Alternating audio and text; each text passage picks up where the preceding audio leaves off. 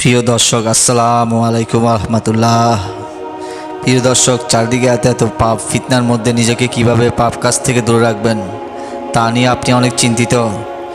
আপনি যদি অনেক পাপ করতে করতে ভালো হওয়ার সুযোগ পাচ্ছেন না অথবা কোনো উপায় খুঁজে পাচ্ছেন না, কিভাবে আল্লাহর কাছে ক্ষমা চেয়ে নিজেকে সবসময় সব রকম পাপ কাজ থেকে দূরে রাখতে চেষ্টা করছেন কিন্তু কিছুতেই কোনো উপায় খুঁজে পাচ্ছেন না, তাহলে আজকের ভিডিওটি আপনার জন্য।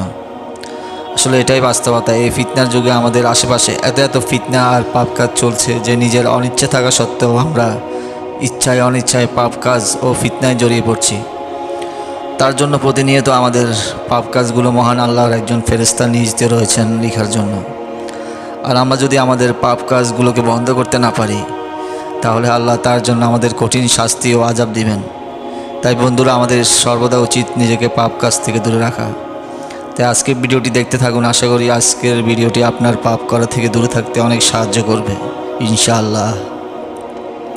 আজকের ভিডিওটিতে তুলে ধরব মহান আল্লাহ রাব্বুল আলামিন রাসূল যেভাবে আমাদের পাপ কাজ থেকে বেঁচে থাকতে বলেছেন। তো চলুন বন্ধুরা, তাহলে শুরু করা যাক। ভিডিওটি অবশ্যই মনোযোগ সহকারে দেখতে থাকুন।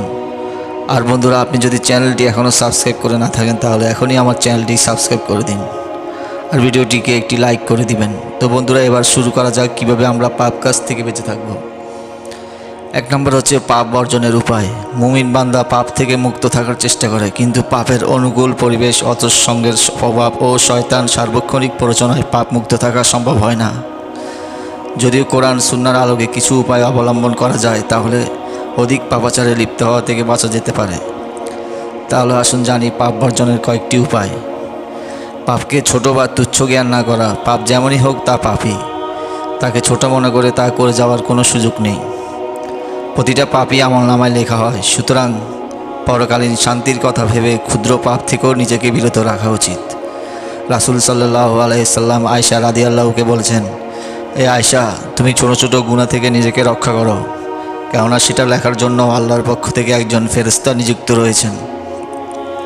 2 নম্বরে হচ্ছে ভালো মানুষের সঙ্গে সম্পর্ক স্থাপন করা। পাপ কাজ অসৎ সঙ্গীদের সহায়তা ও প্রভাব থাকে, তাই পাপ থেকে বেঁচে থাকতে সৎ ও ভালো মানুষের সঙ্গে সম্পর্ক স্থাপন করা উচিত।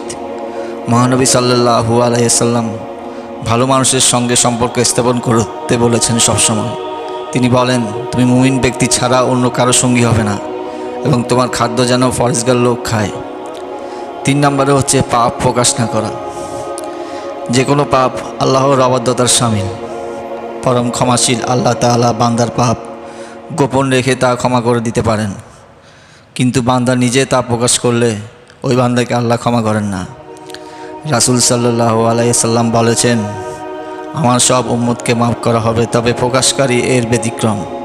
আর নিশ্চয়ই এটা বড়ই অন্যায় যে কোনো লোক রাতের বেলা অপরাধ করলো যা আল্লাহ গোপন রেখেছেন, কিন্তু সে সকালে বলে বেড়াতে লাগলো, হে অমুক, আমি আজ রাতে এই কাজ করেছি, অথচ সে এমন অবস্থায় রাত কাটালো যে আল্লাহ তার কর্ম লুকিয়ে রেখেছিলেন, আর সে ভোরে উঠেই তার উপর আল্লাহর দেওয়া আবরণ খুলে ফেলল।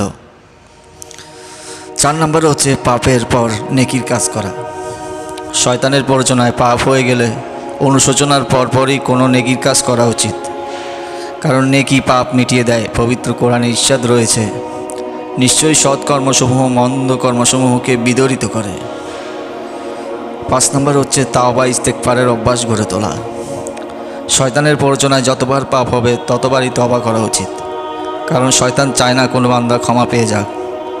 তাই পাপ থেকে মুক্ত থাকার জন্য বারবার তওবা করার অভ্যাস করে নিতে হবে।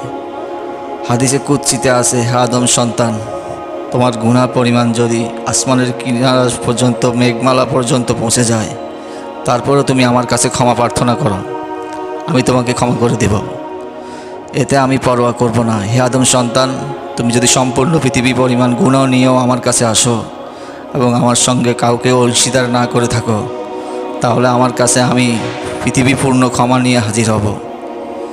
তো বন্ধুরা, তাহলে বুঝলেন মহান আল্লাহ তাআলা কতটা দয়ালু, কতটা ক্ষমাশীল। মহান রাব্বুল আলামিন পরম করুণাময়, অসীম দয়ালু, নিশ্চয়ই আমাদের সকল গুনাহ সবসময় ক্ষমা করে দিবেন এবং আমরা সবসময় আল্লাহর কাছে ক্ষমা প্রার্থনা করব, যত পাপই করি না কেন। তো প্রিয় দর্শক, মহান আল্লাহ আমাদেরকে সব রকমের পাপ মুক্ত জীবনযাপন করার তৌফিক দান করুন, আমিন।